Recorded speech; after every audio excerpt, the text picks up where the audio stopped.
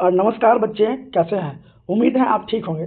आज आपके साथ मैं चंदन राणा एक नए वीडियो के साथ आया हूं।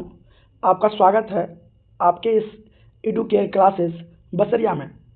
प्यारे बच्चे, यदि आप जैक में पढ़ाई करते हैं, जैक बोर्ड से हैं, तो आपके लिए 10वां का तैयारी और 12वीं का तैयारी इस चैनल पर करवाया जाएगा। खास करके ऑब्जेक्टिव सवाल जो आपके एग्ज़ाम में बहुत ही महत्वपूर्ण रहते हैं, वैसे सवाल आपको यहाँ पर मिलेंगे। वीडियो को देखने के लिए और हमारे हर अपडेट को देखने के लिए हमारे चैनल को सब्सक्राइब और वीडियो को शेयर जरूर करें। चलिए बढ़ते हैं। पहला चैप्टर जो इतिहास का है, सामाजिक विज्ञान के 4 रूपों में से सबसे पहला रूप, इतिहास का पहला चैप्टर, यूरोप में राष्ट्रवाद।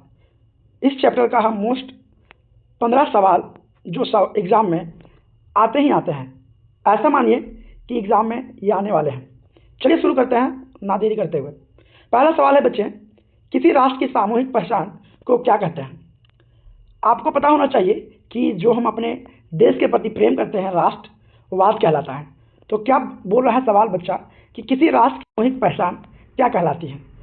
तो इसका सही उत्तर होगा निरंकुशवाद, रूढ़िवाद, राष्ट्रवाद, उदारवाद। तो इसका सही उत्तर होगा बच्चे सी, राष्ट्रवाद। चलते हैं अगले सवाल की ओर। अगला सवाल है बच्चे दूसरा, वह राज्य जहाँ की राजनीतिक सत्ता उसकी सांस्कृतिक सत्ता से मिलकर बनती है, उसे कहते हैं। ऐसी राजनीतिक सत्ता जहाँ पर सांस्कृतिक रूप और भौगोलिक क्षेत्र में मिलकर बनते बच्चे, उसे राष्ट्रराज कहा जाता है। इसका सही उत्तर होगा ऑप्शन बी, राष्ट्रराज। चलिए चलते हैं अगले सवाल की ओर। तीसरा सवाल है, 4 चित्रों की श्रृंखला किस कलाकार ने बनाई जिसमें उन्होंने अपने सपनों का संसार रचा? प्यारे बच्चों, आप चैप्टर पढ़ेंगे तो 1848 में फ्रेडरिक सारियो ने 4 श्रृंखलाओं को मिलकर के एक भाग बनाया, एक तस्वीर बनाया, और इसका सही उत्तर होगा बच्चे फ्रेडरिक सारियो। चलिए आगे चलते हैं। चौथा सवाल है बाबू, अरस्ट रेनन कौन था? बच्चे, ये फ्रांसीसी दार्शनिक थे। चलिए इसका सही उत्तर होगा फ्रांसीसी दार्शनिक। अगले सवाल की ओर चलते हैं। 5वां सवाल है, निम्न में से किसे मेटरनिख ने हमारी सामाजिक व्यवस्था का सबसे खतरनाक दुश्मन बताया? बच्चे, आपने पढ़ा कि मेटरनिख एक रूढ़िवादी विचारधारा से बिलोंग करता था। वहीं हम बात करें जोसेफ मेज़िनी, जो उदारवादी विचारधारा राजतंत्र को समाप्त कर लोकतंत्र स्थापित करना चाहता था। तो मेटरनिख ने जोसेफ मेज़नी को अपना और यूरोप का सबसे खतरनाक दुश्मन बताया था। इसका सही उत्तर होगा बाबू ऑप्शन सी, जोसेफ मेज़नी। चलिए आगे चलते हैं। 6ठा सवाल है, निम्न में से किन देशों ने मिलकर नेपोलियन को पराजित किया? यानी जो वियना संधि हुई थी बच्चे 1815 में, वाटरलू के युद्ध में नेपोलियन को 4 देशों ने मिलकर हराया था। चलिए ये आपको शॉर्टकट ट्रिक देते हैं और आप इस शॉर्टकट ट्रिक से याद रख सकते हैं बच्चे। देखिए, परब पी आर, बच्चे थोड़ा सा यहाँ दिक्कत है लिखने में। चलिए हम देख लेते हैं। यहाँ परब पी आर ए बी, परब। पी से प्रसा, क्या बच्चे? प्रसा। आर से रूस, क्या बच्चे? रूस। ए से ऑस्ट्रिया, बी से ब्रिटेन, क्या बच्चे? बी से ब्रिटेन बच्चे। चलिए ये आपको हम शॉर्टकट ट्रिक बताए हैं कि 4 देश मिलकर के वियना संधि किया था, और वियना संधि का मकसद ये था बच्चे कि नेपोलियन को किस तरीके से हराया जाए। चलिए आगे चलते हैं। राष्ट्रवाद की पहली अभिव्यक्ति किस क्रांति के साथ हुई थी?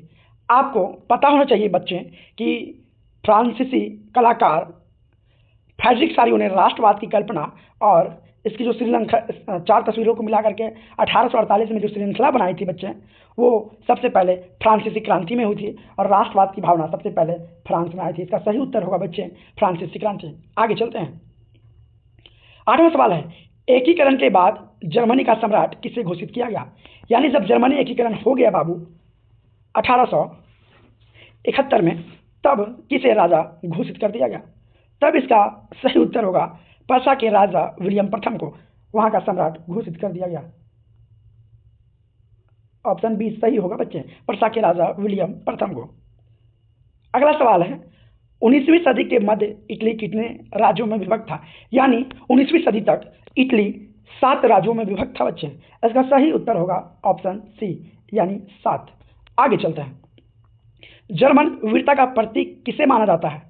बच्चे जर्मन और फ्रांस में 2 प्रतिमाएं प्रतीत की गई थी बच्चे, जिसे जर्मेनिया और मरियान कहा गया।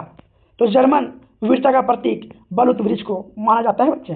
इसका सही ऑप्शन होगा ऑप्शन बी। कस्तूनतुनिया की संधि कब हुई? एक देश था बच्चे कस्तूनतुनिया की संधि, यानी उस देश में एक संधि होती है और उस संधि के तहत कस्तूनतुनिया एक स्वतंत्र राष्ट्र बन जाता है। ये प्रक्रिया बच्चे 1832 में घटती है। इसका सही ऑप्शन होगा ऑप्शन बी। 12वां सवाल है बच्चे, ये आप पढ़ते आ रहे हैं 9वां से। बुर्बो राजवंश का शासन किस देश में था? ये फ्रांस में था बच्चे। फ्रांस में बुर्बो वंश, रूस में जार का। समझ रहे हैं बच्चे? आगे चलते हैं। इसका सही ऑप्शन और सही उत्तर होगा ऑप्शन ए फ्रांस। 14वां सवाल है, राष्ट्रवाद में एक निश्चित निश्चित भौगोलिक क्षेत्र में रहने वाली जनता इनमें से किनके द्वारा जुड़ी होती है? समान संस्कृति से भी जुड़ा हुआ रहता है, समान इतिहास से भी, भाषा और लोक परंपरा से भी, यानी इसका सही उत्तर होगा बच्चे इनमें से सभी यानी उपयुक्त सभी। इसका सही आंसर होगा उपयुक्त सभी। आगे चलते हैं 15वां और इस वीडियो का सबसे लास्ट सवाल। किसकी छवि सिक्कों और डाक टिकट पर अंकित की गई थी? मरियान, भारत माता, महिला, जर्मेनिया। इसका सही उत्तर होगा बच्चे मरियान। क्या बच्चे? मरियान। चलिए इसी के साथ आज का वीडियो और यूरोप में राष्ट्रवाद का मोस्ट पॉपुलर MCQ क्वेश्चन समाप्त होता है। फिर मिलेंगे आपसे नए वीडियो के साथ। धन्यवाद।